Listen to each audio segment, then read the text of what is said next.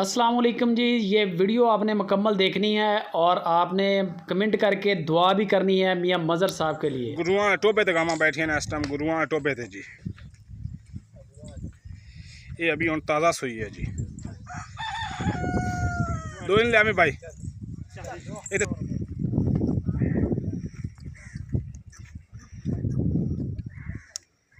खा लवन दे मोर सारा कुछ कर सा।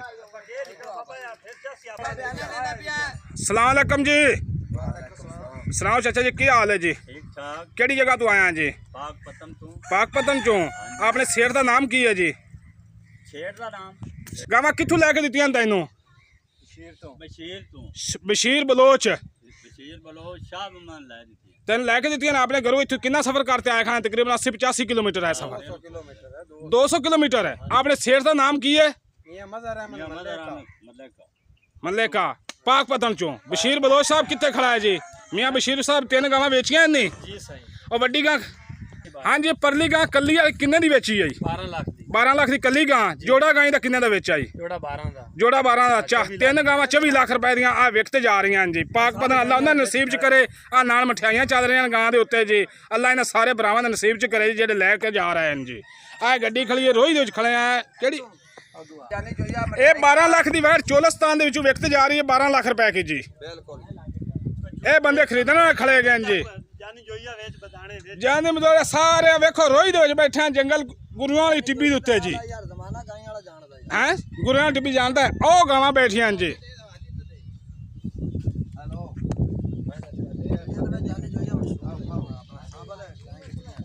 जामन तो गाई एक एक करते जामन तो गाई दे जामन तो इन्होंने गाई एक एक करते। आ 12 लाख वाली वैड़ आ जा रही है जी। ये आदन चोलस्तान के रेट को नहीं है। असी भी चोलस्तान के रेट भरते लियाने गावां जी। आ गां 6 लाख की जा रही है, अगली 12 लाख की जा रही है जी। आ 6 लाख वाली वैड़ आ खड़ी जी। ये हुण सूई है जी। अल्लाह जड़ा लैन आना उन्हें नसीब दे उत्ते करे जी। एक देखा बच्चा मालिक लाख रुपये का जमदा बच्चा ठलता है। वह कहता गां के मगरों लाख रुपये का बच्चा छड़ी जाओ जी सानी वास्ते। जिन्होंने गां की कदर का पता है जी। वह कहता अज लख लेना ता ले लो, 2 महीने तो बाद लख लेना ता ले लेना इस बच्चे का। चलो भाई मिठाई वंडो जी हुण। बस उदे दे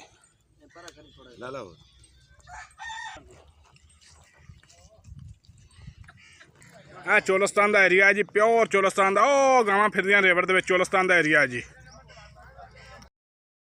मियाँ मज़र मानिका फ्राम पाकपतन। उनके मेहमान उनके दोस्त आए थे शाह मोहम्मद के पास। आके 3-4 दिन उन्होंने इलाका विज़िट किया है और जो चोलिस्तान के टॉप की गायें थी रोई के अंदर मठियाइयाँ चली हैं। मुकम्मल ऐलान हुए हैं कि इतना महंगा माल उन्होंने ख़रीदा है। माल महंगा नहीं है, माल है क्वालिटी वाला, माल है नस्ल वाला। अल्लाह पाक मज़र भाई आपके नसीब में करे दिन दुगनी रात चौगनी बरकतें इज़्ज़तें अल्लाह पाक अता फरमाए। बड़ा शौकिया बड़ा दिल वाले हैं आपने। इतना टॉप का माल लिया है। 12 लाख 13 लाख 6-6 लाख की गायें। अस्सलाम वालेकुम चाचा जी। वालेकुम सलाम। सुनाओ की हाल चाल है जी? ठीक ठाक। केड़ा इलाका है अपना जी? पाकपतन शरीफ नाल गुलाम फरीद मलिक। गुलाम फरीद मलिक। आपने शेर का नाम की है? उनका नाम मियां मदर खां मलिक। मदर खां मलिक। पाकपतन दे विच रहिंदा है जी? नहीं, गुलाम फरीद मलिक।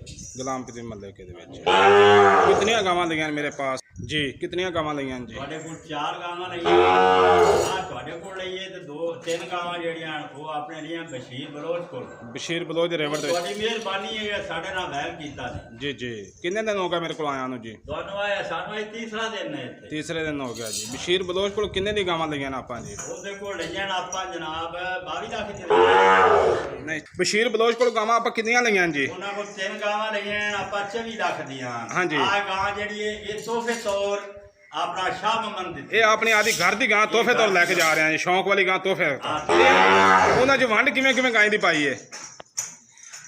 एक जी जी एक 12 लाख दी 12 लाख दी जी। ते ये तोहफे तौर। हाँ इहदी कीमत दसनी है कि नहीं दसनी है? नहीं इहदी कीमत भावें ना दसे तोहफे तौर सा। हाँ जी। ये 15 लाख की बां पाल बां जिवें मर्जी पाल। ये साडा तोहफा है। आवाज दे दे तू कोई मसला नहीं है। 13.5 लाख रुपए की लई है चाचा जी। 13 की मुक्की 25,000 रुपया नहीं दिता ही तू। बिल्कुल बिल्कुल। 13 लाख की दी है, नाल तोहफे तौर दी है शौकियत तौर। ये घर की गाय है जी। तो फिर कितना दिन चाचा जी कोई वादा घाटा तो नहीं होया तेरे नाल? कोई वादा करता नहीं। हाँ ते रेवड़ दे रेट किन्ने रेवड़ आप चेक कीते कल बड़े हैं? बड़े छेड़ चेक कीते भी चेक करते चोते खड़ियां खोटियां करते रेट किवें मंगदे रेवड़ां दे विच? रेट अगले 15 ते 20 इस तो गा रेवड़ दे 15 लाख 20 लाख है ते गावां भी चुग ते लईआं ने चोटी दे इलाके दे विचों। आदे मुड़ ਅਸੀਂ ਆਖਦੇ ਦੇ ਇਥਾਂ ਲਈਏ गां दे नाल आ मियां बशीर साहब भी आ गया। बशीर साहब तेरे को कितनियां गावां लईआं जी? ਤੇਰੇ ਕੋਲ ਤਿੰਨ ਗਾਏ 3 गावां लईआं ने पूरे इलाके दे विच चुग ते मुੱਲ ਦਿੱਤਾ है कि नहीं ਦਿੱਤਾ? ਇੱਥੇ ਨੇ ਮੁੱਲ है बर्मा मुੱਲ ਦਿੱਤਾ कला गाय ਦਾ ਦਿਲ ਕੱਢੇ ਤੇ ਮੁੱਲ ਵੀ ਦਿਲ ਕੱਢਾ ਆ ਦੋਤੀਆ ਜਵਾਨ ਨੇ ਦਿਲ ਕੱਢਾ ਹੈ। ਗਾਏ ਆਦੀ ਅਸਾਂ ਮਰਜ਼ੀ ਨਾਲ ਚੁੱਕੀਆਂ ਹਾਂ ਗਾਈ ਚੁਗੀਆਂ ਮਰਜ਼ੀ ਨਾਲ ਮਿਹਰਬਾਨੀ ਉਹ ਸਾਡੀ ਬਣ ਗਈ ਹੈ ਬਸ ਜੀ। ਤੇ ਇਹ ਵੀ ਤਾਂ ਹੈ ਨਾ 4 ਗਾਵਾਂ 36 ਲੱਖ ਦੀਆਂ, ਹਾਂ ਬਿਲਕੁਲ 36 ਲੱਖ ਦੀਆਂ 4 ਗਾਵਾਂ ਇਹ ਵੀ ਤਾਂ ਹੈ ਨਾ।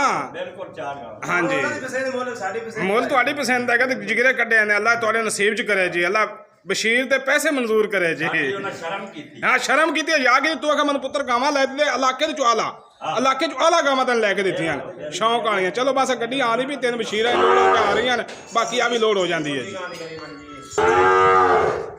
ਇਹ ਕਾਲੀ गां के आए सी इनका फिलहाल सौदा नहीं बनया जी चोलस्तानी का, फिर इसका हो गया सौदा जी।